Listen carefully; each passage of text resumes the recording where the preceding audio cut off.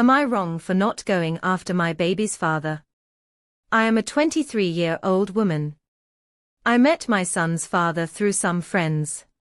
We talked a few times and always saw each other at parties.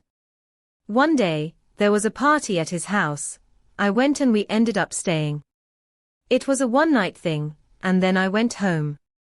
Whenever we saw each other, he was affectionate, praised me, hugged me and always tried something, but I always said no. About 6 months later, I discovered I was pregnant. It was a pregnancy without nausea, without vomiting and with little belly. I didn't menstruate often, so the absence of menstruation didn't catch my attention, as I've always had a deregulated cycle. I've always protected myself in relationships, so I didn't even suspect it. But after discovering the pregnancy, I had an ultrasound, and after weeks, I knew that the baby was his. At first, I was very scared and thought about giving the baby up for adoption. But I thought it was selfish to make this decision without talking to the father first. When I told him, he said he wanted the baby, that the child was a blessing from God. He is already the father of 4 girls, and he is only 30 years old, not married, and I have always seen him being a great father to them. This made me calmer. Over time, I realized that adoption was not the best path. I decided to take responsibility and take care of my son. I was working at the time, so I put together the entire layout with my own effort and received help from friends.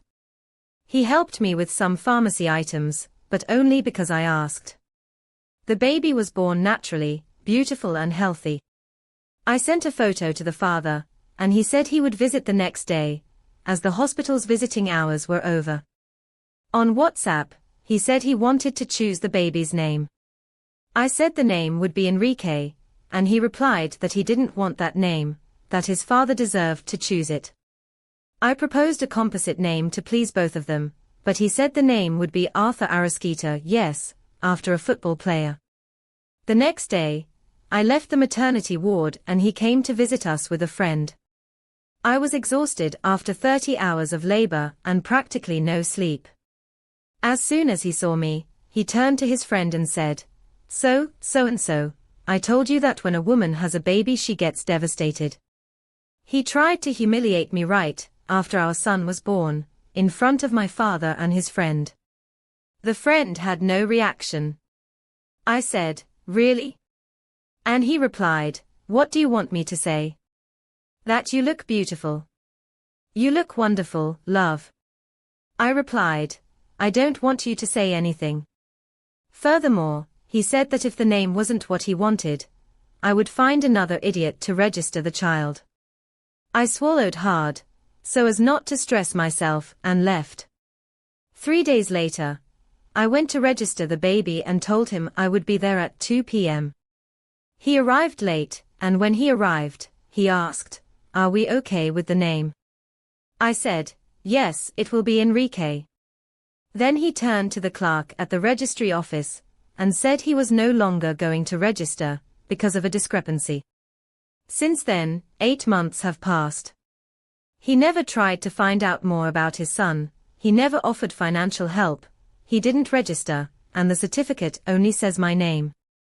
After that, my milk dried up, and I couldn't breastfeed anymore because of the stress it caused. I didn't go to court either. I don't want my son to have that example of a father. I strive every day to be a good mother. I gave up a lot of things. I'm studying to have a better life and provide everything my son deserves.